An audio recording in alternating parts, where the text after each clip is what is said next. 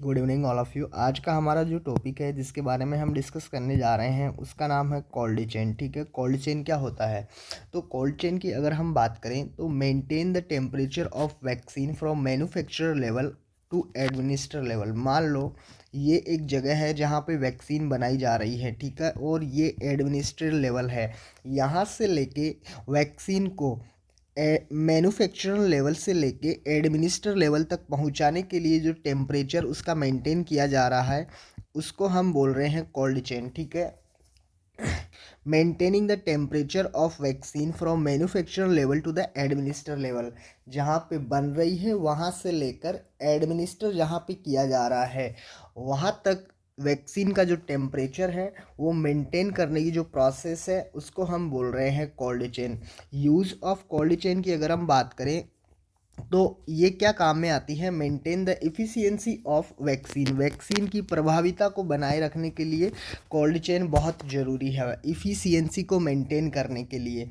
एक reverse cold chain होती है। रिवर्स कोल्ड चेन में क्या होता है? स्टूल का सैंपल जो होता है उसको सब सेंटर या फिर पेशेंट लेवल से लेके लेबोरेटरी हायर जो लेबोरेटरी सेंटर तक पहुंचाने की जो प्रोसेस है एक गुड टेम्परेचर पे जो जिस पे उसको सैंपल को अच्छे से रखा जा सकता है। 2 से 8 डिग्री वो टेम्परेचर होता है। 2 से 8 डिग्री टेम्परेचर पर स्टूल के सैंपल को सब सेंटर या फिर पेशेंट लेवल से लेके हायर लेबोरेटरी सेंटर तक पहुंचाने की जो प्रोसेस है उसको रिवर्स कोल्ड चेन बोल रहे हैं। और ये किस किस कंडीशन में हो सकता है? मान लो किसी को पोलियो हो, कोलेरा हो, टाइफाइड हो, ये सारी की सारी कंडीशन हो तो उसके जो स्टूल का जो सैंपल है वो सब सेंटर या फिर पेशेंट लेवल से लेके हायर लेबोरेटरी सेंटर तक पहुंचाने की जो प्रोसेस है उसको रिवर्स कोल्ड चेन बोल रहे हैं। स्टेप्स ऑफ कोल्ड चेन की अगर हम बात करें तो पहला है इसके अंदर एट रीजनल लेवल और स्टेट लेवल। स्टेट लेवल या फिर रीजनल लेवल पर हम ड्यूरेशन कितना रखते हैं, वैक्सीन को कितने दिन तक हम स्टोर कर सकते हैं? तो 90 डेज तक हम स्टोर कर सकते हैं या फिर 3 मंथ हम बोल सकते हैं। वैक्सीन को स्टोर किया जाता है WIC के अंदर, walk in cold room. Cold room का मतलब होता है जहाँ पे वैक्सीन को 2 से 8 डिग्री टेम्परेचर पर रखा जाता है, ठीक है, मेंटेन करके। इसका जो वॉक इन कोल्ड रूम का जो टेम्परेचर होता है वो 2 से 8 डिग्री सेल्सियस होता है। उसके बाद दूसरा है WIF का मतलब होता है वॉक इन फ्रिज। इसके अंदर जो माइनस वाली जो वैक्सीन है जिनका टेम्परेचर माइनस में रखना होता है उनको रखा जाता है। और इसका जो टेम्परेचर होता है -15 डिग्री से लेके -25 डिग्री सेंटीग्रेड होता है। उसके बाद अगर हम बात करें डिस्ट्रिक्ट लेवल या फिर CHC लेवल पर वैक्सीन को कितने दिन तक हम स्टोर कर सकते हैं, इसका ड्यूरेशन ऑफ स्टोरेज होता है 1 मंथ। 1 मंथ तक हम डिस्ट्रिक्ट लेवल या फिर CHC लेवल तक वैक्सीन को स्टोर कर सकते हैं। और वैक्सीन को स्टोर किया जाता है लार्ज डीप फ्रीजर के अंदर। और इस लार्ज डीप फ्रीजर की कैपेसिटी जो होती है वो 240 से लेके 300 लीटर तक हो सकती है। और इसका जो टेम्परेचर है लार्ज डीप फ्रीजर का वो -15 से लेके -20 डिग्री सेंटीग्रेड होता है। एक होता है लार्ज ILR। लार्ज ILR का मतलब होता है आइस लिंक्ड रेफ्रिजरेटर। बड़ा होता है, आइस लिंक रेफ्रिजरेटर होता है। और इसका जो टेम्परेचर होता है वो 2 से 8 डिग्री सेंटीग्रेड होता है। और तीसरे नंबर पर यहाँ हमारे पास आता है PHC लेवल पर हम वैक्सीन को कब तक स्टोर कर सकते हैं। PHC लेवल पर वैक्सीन को स्टोर किया जाता है ड्यूरेशन ऑफ स्टोरेज 1 मंथ। 1 महीने तक हम PHC लेवल पर वैक्सीन को स्टोर कर सकते हैं। और वैक्सीन को स्टोर किया जाता है small deep freezer. Small deep freezer का जो वॉल्यूम है या फिर कैपेसिटी हम बोले तो 140 लीटर होता है। और टेम्परेचर की अगर हम बात करें इसका जो टेम्परेचर होता है वो -15 से लेके -25 डिग्री सेंटीग्रेड होता है। एक होता है स्मॉल ILR, इस आइस लिंक्ड रेफ्रिजरेटर का जो टेम्परेचर होता है वो 2 से 8 डिग्री सेंटीग्रेड होता है। उसके बाद अगर हम बात करें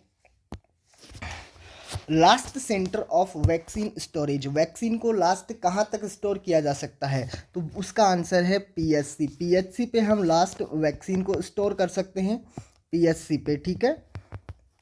last centre of vaccine storage is PHC, last centre where ILR और डीप फ्रीजर प्रेजेंट पीएचसी। उसके बाद अगर हम देखें the temperature of ILR taken twice a day, जो आइस लिंक्ड रेफ्रिजरेटर है उसका टेम्परेचर हमें दिन में 2 बार चेक करना होता है, मॉर्निंग और इवनिंग टाइप में, ताकि उसका जो टेम्परेचर है वो पूरा प्रॉपर मेंटेन है, कहीं उसमें इम्बैलेंस तो नहीं हुआ है। अगर उसके अंदर टेम्परेचर के अंदर इम्बैलेंस हुआ होगा तो वैक्सीन आपकी ख़राब हो जाएगी। The ILR must wipe off once a month, ठीक है, उसको महीने में एक बार क्लीन करना होता है। उसके बाद अगर हम देखें the temperature of ILR taken by dial thermometer, dial thermometer होता है, उससे हम इसको आईएलआर का टेम्परेचर चेक करते हैं। उसके बाद arrangement of vaccines in ILR, ILR के अंदर हम वैक्सीन्स को कैसे अरेंज करते हैं। तो सबसे पहले जो आएगी वो आपकी ओपीवी होगी, मीजल्स, उसके बाद मीजल्स, फिर बीसीजी, फिर रोटा वायरस, फिर टीडी और डीपीटी। उसके बाद जो होती है वो आईपीवी, पीसीवी, पेंटा, हेपेटाइटिस बी, डायलोवेंट।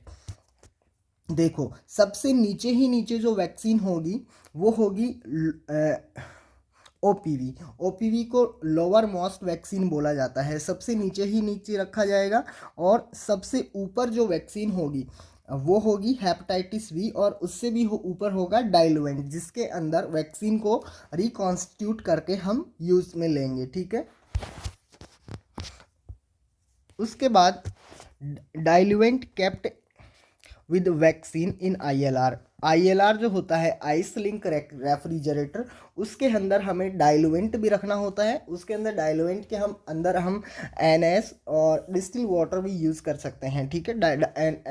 यूज़ कर सकते हैं, क्या करते ही हैं, डाइलुएंट के रूप में हम एनएस और डिस्टिल वाटर को यूज़ करते हैं, ठीक है। कहीं कहीं पर कॉल्ड एनएस भी यूज़ करते हैं। टेम्परेचर ऑफ डाइलुएंट, डाइलुएंट का जो टेम्परेचर है वो 2 से 8 डिग्री सेंटीग्रेड होना चाहिए, ठीक है। डाइलुएंट नेवर फ्रोजन, ठीक है, डाइलुएंट है वो नेवर फ्रोजन, उसको कभी भी जमाना नहीं है, वो जमा हुआ नहीं होना चाहिए, ठीक है।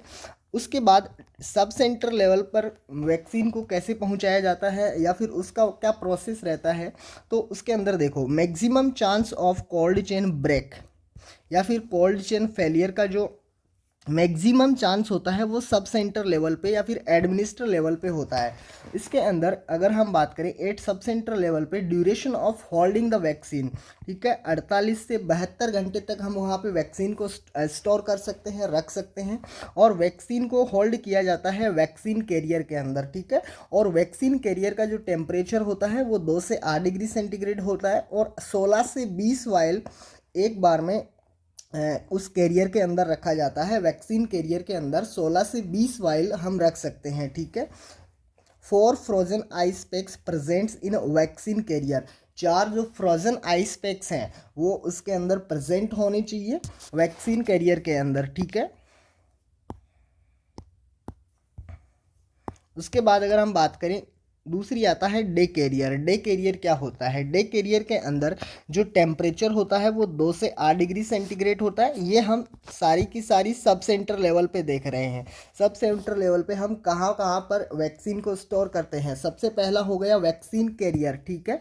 वैक्सीन कैरियर के बाद आएगा आपका डे कैरियर। डे कैरियर के अंदर अगर हम बात करें इसका टेम्परेचर 2 से 8 डिग्री सेंटीग्रेड होता है, और डे कैरियर के अंदर 6 से 8 वाइल हम रखते हैं, ठीक है।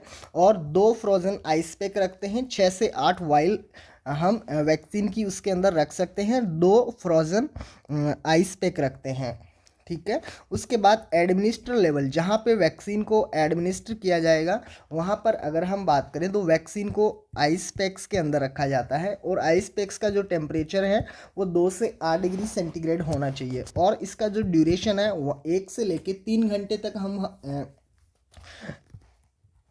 रख सकते हैं एडमिनिस्टर लेवल पे जो वैक्सीन है उसको आइस पैक्स के अंदर, ठीक है। Water never fill full in ice pack, only fill up to a mark, ठीक है। आइस पैक है, आइस पैक के ऊपर एक मार्क बना हुआ होता है, उस तक ही वाटर फिल करना होता है हमें, उसको पूरा नहीं भरना होता है, ठीक है।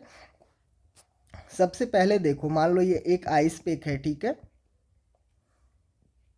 इसके अंदर टॉप में सबसे पहले टॉप ऑफ आइस पैक है, उसके अंदर सबसे ऊपर ओपीवी रोटा वायरस वो सारी की सारी रखी जाएंगी। बीच के अंदर आपकी मीजल्स हो गई, बीसीजी हो गई, वो रख देंगे। साइड्स में रख देंगे कुछ हेपेटाइटिस बी, पेंटा, टीटी, जापानीज एंसेफेलाइटिस, ये सारी की सारी वैक्सीन हमें आइस पैक्स के अंदर रखनी होती है, ठीक है।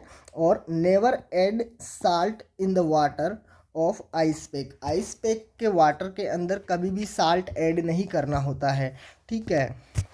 उसके बाद अगर हम बात करें, always add solidifying carbon dioxide in the water of ice pack का जो वाटर है उसके अंदर हमें CO2 ऐड करना होता है, वो भी कैसी, सॉलिडिफाइंग, ठीक है।